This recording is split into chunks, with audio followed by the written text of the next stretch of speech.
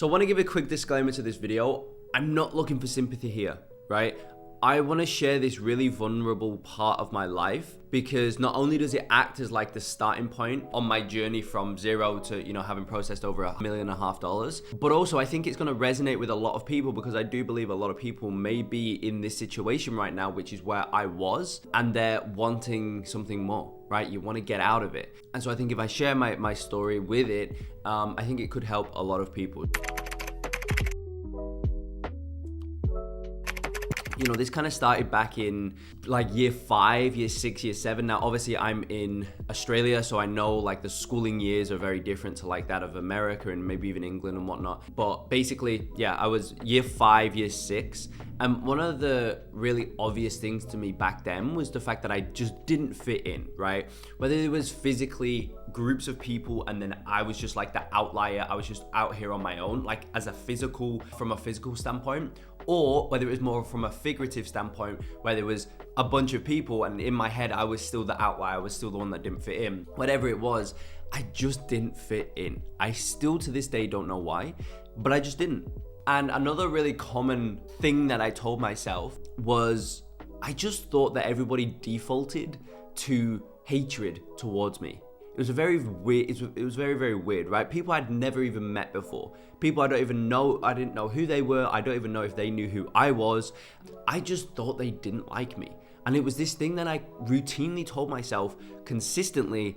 And, very quickly during those years 5, 6, 7, 8, 9, 10, really, that idea very quickly got reinforced. Because during those years, I got severely bullied. So much so that we went to the police multiple times about it. I remember one morning I was riding to school. I used to love scooters when I was in school. And there was like probably 10 or 11 of these kids came out of what felt like nowhere. And they were all in the year above me.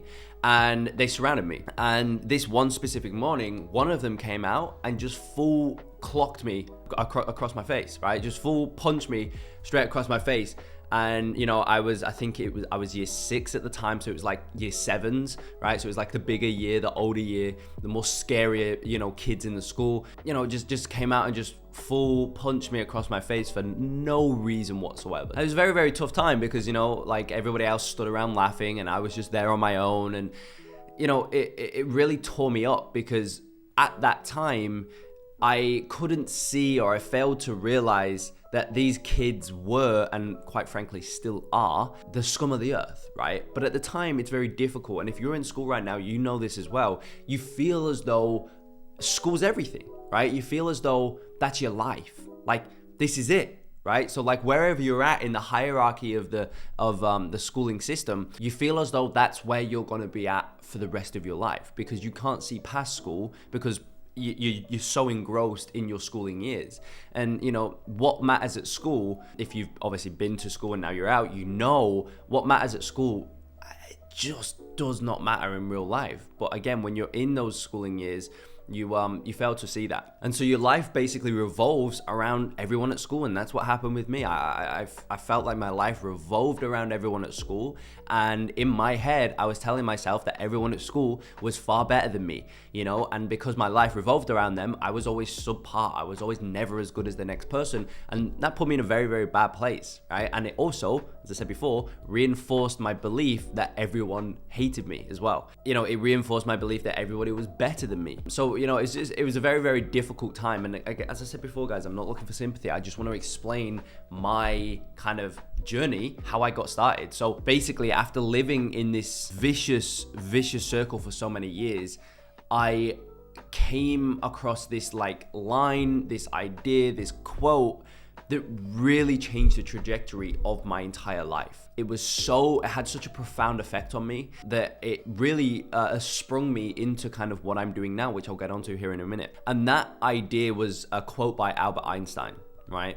And the quote was, if you judge a fish by its ability to climb a tree, it'll forever live its life deeply believing that it's stupid and it's not as good as that of a monkey, right? If you judge a fish by its ability to climb a tree, it'll always live its life deeply believing that it's stupid and it's not as good as that of a monkey. When I read that and I heard that for the first time, it really changed the trajectory of my life. It changed how I thought about everything, right? Because I very quickly realized at that time that everything that school revolved around, being popular, being good at the sport that's popular in school. For me at the time, it was football, right? Soccer, even like grades and how you were performing in school. Like all those things mattered so much. And that's pretty much that's school, right? That's the stuff that school revolves around. And on every one of those metrics, I was the worst at, right?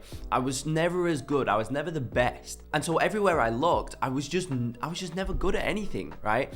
And then the other one of being popular, like nobody liked me. I didn't have any friends. Couldn't speak to anyone. You know, at break time in Australia, I don't know what it's like for the rest of the world, but in Australia it's called recess and lunch, right? I was always walking around on my own, right? I had no one to sit with because no one liked me. And as I say, when I heard that quote for the first time, it was like a light bulb moment. I was like, holy shit, I'm comparing myself on the wrong things. The metrics that I'm measuring my ability on are just not the metrics for me. And so it was at that time as well, it's kind of around that time where I came across a YouTube ad. And the YouTube ad was by a guy called Tai Lopez. Here in my garage, just bought this new Lamborghini here. I'm sure everybody knows what ad I'm talking about, you know, the Here in My Garage video. Here. And I kind of went down that rabbit hole a little bit, the 67-step program. And as I went down that rabbit hole, I stumbled across the idea of SMMA. Right, this thing called a social media marketing agency, and I didn't know what it was really. I had no idea, but obviously Tai Lopez had a bunch of videos on it, like an hour long, 2 hour long, and I was instantly hooked. And that then again put me onto the idea of 10K a month. Now, if you're in the SMMA space, you know, kind of like you know of the idea of hitting 10K a month. It's like the thing that everybody wants to hit when they're starting out. Nobody wants to hit 20,000 a month when they're starting out. Nobody cares about that.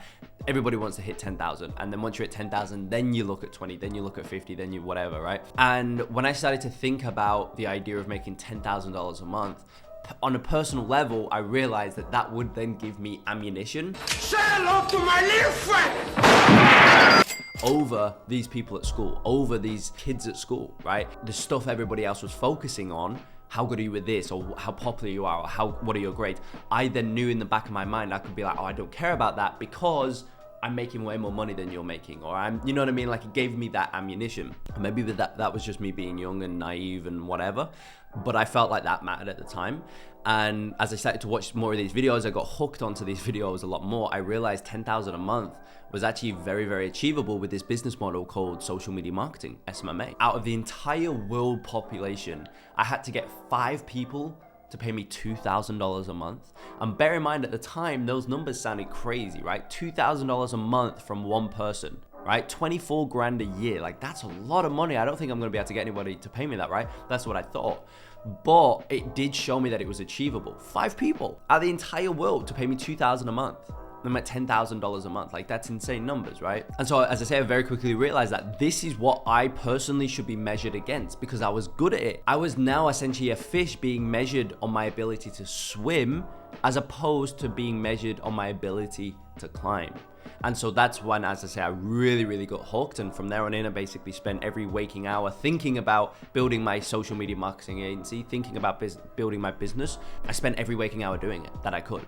Right? I took relentless action over a very long period of time. And in the beginning, I had no success. In, I believe it was like November of 2018, I signed my first ever client for, I believe it was 1.25K a month. So $1,250 a month. Wasn't quite the $2,000, but it was still a pretty big thing for me at the time. But then I realized that I didn't know how to deliver results for that client. And so 30 days after signing that initial client, the client left me because he paid me way more money than I actually was able to make him in profit. So it didn't make sense for him to continue to pay me. So that then made me realize that business and the game of business is so much deeper than, number one, what everybody sells you on the front end, right? Because everybody sells you that it's just this like super simple life, and all you need to do is, you know, get 5 clients paying you $2,000 and you'll be making 10K a month, which doesn't quite work like that. And so that's the first thing it made me realize. And the second thing is, business is also not just about making money. You know, there's a whole back end system to it. There's customer satisfaction, there's delivering results, there's so much more to it. But that also made me deeply fall in love with the process of building something and working on something and progressing on something that I was obsessed with, right? And I still have that love to today, right? I still love building things. Like that's literally all I do now, is just build things, create things, remove myself from it, let it run on its own and build the next, right?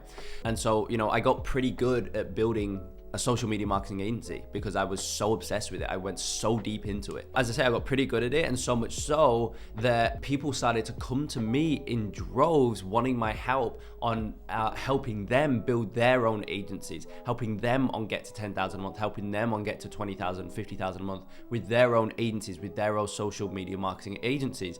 And so that's when I started to build my education company, which now has over 1,000 customers, and we've, you know, created well beyond 100 six-figure agency owners, multi-six-figure agency owners, and you know, we're continuing to grow each and every day. And just overall, I now love what I do.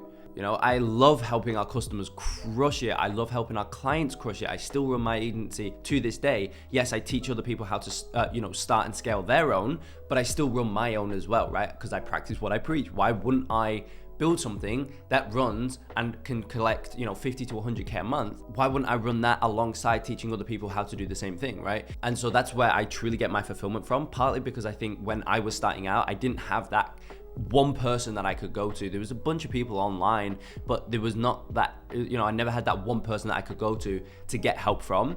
And so now that myself and my team act as that person that our customers can go to get help from, I think that makes me truly fulfilled. And yeah, I suppose that's how I got started in the agency space. That's how I got started in doing what I'm doing. I suppose that acts as my journey, right? That is literally my journey from going from completely broke to having processed over 1.5 million for myself personally. At 20 years old, I turned 20 like a few months ago, you know, having processed over 1.5 mil, and also having generated our clients and customers over 20 million across, as I say, the education side, but also our agency as well. You know, we've got clients where we generate them like 400,000-500,000 a month, a couple 100,000 a month and whatnot. As I say, this video was a insight into how I got started. Again, I don't want any sympathy. I'm not looking for any like, oh my God, I feel, you know, so sorry for you in the comment section or whatever.